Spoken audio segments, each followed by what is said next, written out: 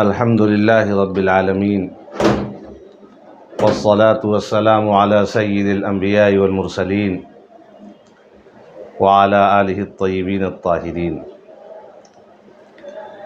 محترم سامعین کرام اور ناظرین اعظام،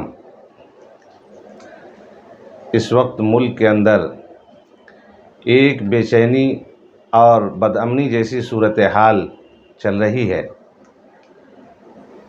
اور لوگ مضطرب ہیں، پریشان ہیں، خاص طور سے مسلمان۔ حکومت کی طرف سے اعلان کیا جا رہا ہے، وزیر اعظم نے خود اعلان کیا ہے کہ اس ملک کے اندر یکساں سول کوڈ کو نافذ کیا جانا چاہیے۔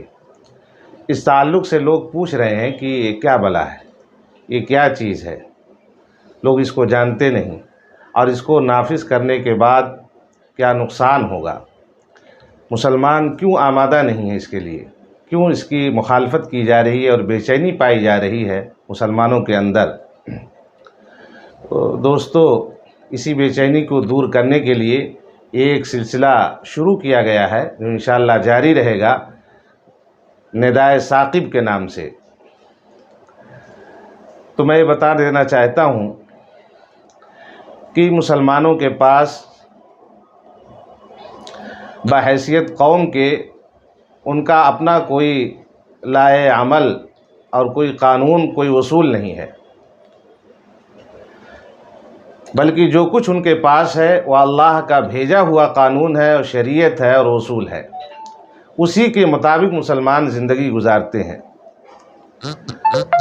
اور اس کے اندر کسی طرح کی کوئی تبدیلی، کتر بیونت اور کم زیادہ کرنے کا اختیار کسی کو حاصل نہیں ہے، یہاں تک کہ صاحب کتاب اور صاحب شریعت جناب محمد الرسول اللہ صلی اللہ علیہ وسلم کو بھی حاصل نہیں ہے۔ اللہ تعالیٰ نے آپ کی زبان مبارک سے اعلان کروایا کہ آپ کہہ دیجئے کہ میں اپنی طرف سے شریعت کے اندر کوئی بات نہیں کہتا ہوں اور نہ کہہ سکتا ہوں، نہ اس کے اندر کوئی کمی، نہ زیادتی، بلکہ جو کچھ اللہ کی طرف سے نازل کیا جاتا ہے اس کو بحیثیت امین میں امت تک پہنچاتا ہوں۔ اس لیے حکومت کی طرف سے اگر کوئی ایسا قانون آتا ہے اور یکساں سول کوڈ کو نافذ کیا جاتا ہے جو ہمارے آئین سے، ہماری شریعت سے متصادم ہوگا، وہ ہم سب کے لیے ناقابل قبول ہوگا۔ وآخر دعوانا ان الحمد للہ رب العالمین۔